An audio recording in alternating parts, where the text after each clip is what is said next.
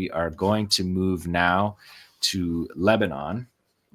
And of course, the Lebanon front is raging. The situation, just since you last saw me, has escalated pretty considerably as Israel's moving to the next stage of the battle.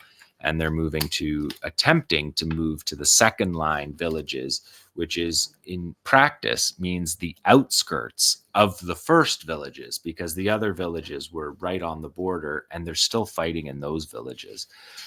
But if we take a look at map number 1 here tomorrow, you'll see that this was yesterday. This is Sunday, the operations from Sunday. On Sunday, Hezbollah carried out 51 operations, more operations than any day since the assassination of Nasrallah, since the day after the assassination, since the response to the assassination of Nasrallah. And the day before that, they carried out 37. So it's not some kind of wild aberration. It's just showing you. I've been showing you the maps of the Israeli allied maps, but on this map from Hezbollah, they'll show you the operations. You can see where they're concentrated. The center of the map there is the West Bank, so you can move up and you're seeing northern Israel. On the right-hand top side of the map, you see the Golan Heights, and then where you see all those attacks, those are rocket attacks on Israeli troops and settlements that are up in the Galilee Panhandle, that's called. So that strip of land that runs up to the northernmost tip of Israel, and then down and across the middle sector, and then the western sector of the border area, and just to the other side of the border area within the 30-kilometer buffer zone that exists inside Israel, where they have evacuated all of their settlements and their settlements are being hammered. But you can also see down the coast that there's strikes in Tel Aviv. Well, you can see first up in the upper corner, if you move over that, the little thumb that sticks out is Haifa. So you're seeing the operations in the Haifa area there. If you follow down the coastline, you get to Tel Aviv, and then below that you get to Ashdod, because there was operations in Ashdod as low in southern Israel, so carrying out operations 175 kilometers deep into Israel. And so just on Sunday alone, Hezbollah claimed six tanks, 9 bases, downed a drone, hit 5 barracks, 14 settlements, and 8 gatherings of soldiers. They used 4 drones, 38 surface-to-surface missile, 1 surface-to-air missile, which is what they're firing at the Israeli drones, 4 qualitative missiles, and 4 guided missiles. So an escalation in the battle, again, in the usage, and we're going to show in some of these videos what new weaponry that Hezbollah, each week we do this program, I'm bringing you new weaponry that Hezbollah is introducing to the fight. They're not throwing everything at the Israelis at once. They've been revealing these weapons slowly but surely. Yesterday was Sunday, and there was 250 rockets fired before dinner time in Israel, before sundown in Israel, that rang sirens 541 times, targeting bases, gatherings of troops, reaching Haifa, Akka, Safed, Tel Aviv, sending 4 million Israelis to shelters, causing damage and casualties. These figures do not include the amount of drones that were launched, and in one operation yet on Saturday, the Hezbollah fired 28 drones in one session. So just qualitative and operational tempo increases in the battle in the battle in Lebanon and northern Israel, and increasingly in southern Israel. Like I said, 1 drone swarm yesterday, 2 days ago, 28 drones in 1 storm. Let's look at 1 drone strike. Let's look at the map Y here, and I'll show you again. Remember, the dark blue is inside Israel. So the light blue is where Israeli military vehicles have existed or attacks have happened. So that counts as artillery. That is not land being held by Israel. As it says at the bottom of this map, assessments are for advances of areas where forces have operated in or launched attacks but do not control. So the light blue, they do not control any of that territory. Its maximum, you can see the kilometers legend there, just above on the right hand side down near the bottom. You can see the legend. So we're talking about a few kilometers, and a little bit more than 3 kilometers in 𝐓𝐿, where they have moved forward and continually move forward and continually retreat in 𝐓𝐿. There's been fierce battles in that area. There was a 14-hour battle on Friday that killed 6 soldiers, 14 wounded. Hezbollah fighters came out of another tunnel and fought in that area. The number of hits on 𝐓𝐿 is hit with rockets and artillery constantly. Yesterday, they reclaimed 6 Merkava tanks in that area were hit by anti-tank fire. We haven't seen videos for that yet. We may see them by the next show. But also, if we look at the next map tomorrow, you can see this is the west. So that's the Galilee Panhandle. This is the western sector. And the western sector, they're not able to go anywhere. And if you look at what's significant about this map is look at the topography of the map. That they have to go up the mountain. They have to clear the mountain to be able to move armored vehicles forward into South Lebanon. And none of that has even begun yet. And again, every time we have reporting of tank movements, we have countervailing reporting of them withdrawing. They're moving forward. When they come under fire, they withdraw, and they're all trying to stay out of anti-tank fire. So if we look at video number 10, this is an interesting one because the Israeli army radio, they denied this happened. They denied a Hermes 450 drone was shot down. They said it wasn't shot down. And then Hezbollah released this video showing it pretty clearly being shot down. Also interesting in this video, they show us the most we have seen. That right there that you just saw, that is the most that we have seen of the weapon that Hezbollah is using, and also that Ansar Allah and the Yemeni armed forces is using to down these flagship drones of the Israelis and the MQ-9 Reaper drone of the Americans, the U.S. Air Force, which the Ansar Allah movement has downed 15 of them since 2005. But there it is. That little picture is more than Hezbollah has shown us the whole time. And it indicates what I said to you right from the start. It's a 358 surface-to-air missile. It's a combination of a surface-to-air missile and a loitering drone, which is essentially made from many parts that can be procured from the commercial market. This is not a top secret weapon that you need only specific parts for. The genius of these weapons developments coming out of Iran and being used by Hezbollah and by Ansar Allah is that they can be, you can swap parts in and out of them. So when Israel says that they've knocked out 80% of Hezbollah's drones, it's not true, because they can rebuild these drones even under the partial blockade that's happening right now. Hezbollah can resupply with these drones and reconstitute their drone program, which Israel said that they had knocked 80% of it out. And then we got a drone swarm on Thursday or Friday where it's 28 drones in one launch. So you're clearly not knocking them out. And if we look at number 11, these are missiles. These videos, I'm just taking a sample of these videos from Lebanon. We just don't have time in the show to show you every single video from Hezbollah because they're releasing constantly. This shows Tel Aviv, the Rabin base, and the Kiryat, the campus, showing the launch of the 𝐓𝐴TR-2 missiles here, and we're going to watch drone launch. The 𝐓𝐴TR-2 missile is a formidable missile. The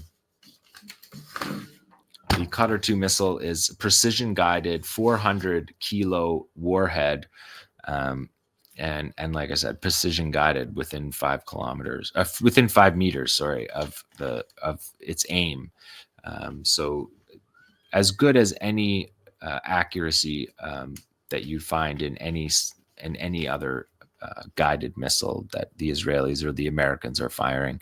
This is visions of Tel Aviv in flames here, something that that Hezbollah did as a direct response to the targeting of Beirut, which has been happening, of course, over the last week. Now we're moving up to Beit Lid near Netanya. Beit Lid is a major Israeli base. This was the base that was targeted by Islamic Jihad with the first suicide bomb in the Israel-Palestine conflict, a devastating hit, double suicide bombing against Israeli troops in the Beit Lid base. And this is seeing the launch of the drones again. And at the Beit Lid base is a training camp for the Nahal Brigade and the Paratroopers Brigade. And this is after action video that we're seeing. And then number 12, Hezbollah immediately then did the PSYOPs again, where they publish these posters that say 8:45 p.m. Tel Aviv under fire. And then the asterisk takes you down to Netanyahu saying, we have destroyed 80% of Hezbollah's rocket fire. So they're just rocket capabilities. So they're just mocking them. And to give you an idea of what 80% would mean, going into the war, Israeli estimates had Hezbollah's rocket arsenal at between 150,000 and 250,000. So that claim suggests that they've knocked out 200,000 rockets. It's an absurd claim. It has nothing to do, no founding in military basis, as I said last week. Meanwhile, these posters come out, these psychological operations posters come out after each of these major operations, poking holes in the Israeli narrative. So if we go to 13, again, this is the nature of the war. We're seeing 51 attacks a day, 37 attacks, 35 attacks, sometimes 27, 25, never less than that. We're seeing them every day, all day long. And these are drone launches. These are drone launches against the Shraga base, which is the administrative command center for the Golani Brigade, which is fighting the main northern fighting force. Now there's 5 divisions on the border, but of course the Golani Brigade is one of them. And this is footage from inside one of the targeted spots. We're seeing them launch 122 millimeter Grad rockets here from a truck launch. And you can see how they've got the rocks on either side to protect the launch in the moment that it happens. Then they can pull out the launcher. And we're going to see this is going to happen constantly. This has been happening constantly, dozens of times a day. This base, the Shraga base, the Golani Brigade administrative headquarters base, is hit 3 times, 4 times a day, every single day. So if you take it over a 1-week period, you're hitting it 30 times with rocket barrages. And that counts as one operation by Hezbollah. If Hezbollah fires 30 rockets at the base, counts as one operation of the 51. So just to give you a sense, they're always counting operations, not munitions deployed. So 14 is the same, 13 and 14. 14 is another example of it. Again, truck-mounted Grad rockets that Israel says they've destroyed. They haven't destroyed. We saw the Qadr 2 missile be launched from underground, which Israel cannot destroy. So the 80% figure is just, it's nonsense. It's for public consumption at home, which is what I said last week. And really nothing has changed. One other thing that Hezbollah will do is that they'll hit this base at 1:30, 1:45, 2 p.m., 2:15 p.m., 2:30 p.m. So it's just one after another barrages against these bases. And they picked the bases for a reason, because it's the Golani. And these are the drones being launched, the drone swarms that Israel has no ability to detect. And you can see that even in IDF field reports, because they'll announce when there's a drone, when there's sirens, they'll announce where there's sirens. And then if nothing has happened for 15 minutes, they'll literally say, we haven't found the drone. So if we look at number 15, we can show you what a drone sounds like. I left the audio in this one. So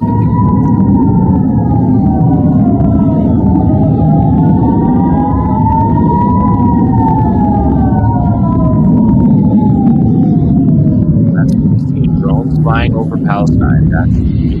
That's the new equation that has happened. Happens dozens of times, literally a day. And so once again, Hezbollah responded with a psyop. If we look at number 16 here, as this one ends, watching them fly through the sky, a single drone, and it cites channel 12. Today, we once again witnessed how a single drone over the span of more than 20 minutes forced tens of thousands of residents into fortified shelter, as well as the difficulty in intercepting this drone. Because they fly around, they can't find the drones. They're not in their radar signature. They're flying too low, too slow. They're fiberglass. They don't have a heat signature. They can't dial down their radars to be too sensitive that you catch a flock of birds. So that's why we see them. They have to be shot down by multi-billion-dollar fighter jets like the F-35 that chases them all over. And of course, we've seen helicopters chasing them and not being able to hit them. So number 17, this is a qualitative attack. This is a Fajr 3 rocket attack on Haifa Naval Base, Stella Maris. This is near Haifa. And this is also the Atlit base. They're side by side. And these bases are the host of the Sheatet 13, Flotilla 13. This is the premier IDF naval commandos. Flotilla 13, they did such heroic operations as sacking Shifa Hospital. You may remember them. They also then went across the street and sacked the Palestinian Legislative Council in Gaza City. But these are their clandestine, their secret special forces that you're not supposed to know that's their base. And then Hezbollah gives you these renderings of these bases here at Atlit. And then drone launches, qualitative drone swarm launches aimed at the base. And then this one gives us a nice onboard camera of the drone striking the base or aiming at the base before it gets shot. So 18 is also another drone swarm. This was a qualitative increase that happened 2 days ago. This is Hezbollah striking the Hatzor air base outside of Ashdod. So now we're in southern Israel. Now we're closer to Gaza than we are to the Lebanese border. And you can see the Hezbollah operatives launching this drone swarm at the Hatzor base. And this base is a missile defense Israeli UAV, unmanned aerial vehicle base, but it's also a joint U.S. Air Force Operations Command Center that was built a few years back in 2021 at this base. So they're picking these bases. They're picking them for the right reasons in military terms. And what you're seeing here is the first cruise missile. This is the debut of the 𝐓𝐡𝐞 cruise missile that we're seeing launched in this war. So Hezbollah introducing new weaponry this late in the war at a target that is a qualitative target. If we do number 19, one last barrage. This was again yesterday, Sunday, 51 attacks. This was one of the 51 attacks. We're going to watch drone swarms here take off first here, aimed at Tel Aviv again. And then we're going to watch Fadi 6 and Qadr 2 precision-guided missiles. These first batch are aimed at the 𝐓𝐡𝐞 base. We've talked a lot about 𝐓𝐡𝐞. 𝐓𝐡𝐞 is the headquarters for Mossad. It's the headquarters for the Signals Intelligence Unit 8200. And it's also the headquarter of Amman, which is the IDF military intelligence. So it's a key base, and it's being aimed at here with Qadr 2 ballistic missiles. These first ones are Fadi 6s that we're seeing go up. The next ones you'll see the Qadr 2s are we've seen them be launched before on this program just earlier in my presentation. They can be launched from underground. They're often launched from underground sites, again making them defensible and easily protected. And these are versions of rockets that they have made into precision guided. So here we see them go underground into these underground missile silos, and you can see the Qadr 2 is pretty serious piece of munition that they are deploying here. Ballistic missile with precision guided. Nasrallah set about, see, there's the launch of the Qadr 2. Nasrallah set about with this precision guided program over many years to turn this weaponry into precision guided weaponry. Hezbollah, after this operation on Sunday, put out another poster that basically just mocked the Israeli position. It had the Israeli military correspondent for their state television channel saying Hezbollah is demonstrating to their supporters that Sheikh 𝐄𝐿 𝐄𝐿 equation, the equation of Nasrallah, remains in effect. A strike on the heart of Beirut equals a strike on the heart of Tel Aviv. So that is what we have before us in this war. We've seen from the start, escalation is met with escalation. When Israel moved to attacking the Dahia and Beirut, as they did in these past 5 days, they had taken some time off from doing that, and they resumed doing it. And now the picture you see on your screen right now is Tel Aviv. Tel Aviv in flames is a response to the attacking of Beirut, which was an equation that Nasrallah put in place decades ago, and 𝐄𝐿 𝐄𝐿 is following through on. So that is the resistance report from Gaza, the West Bank, and Lebanon for this week.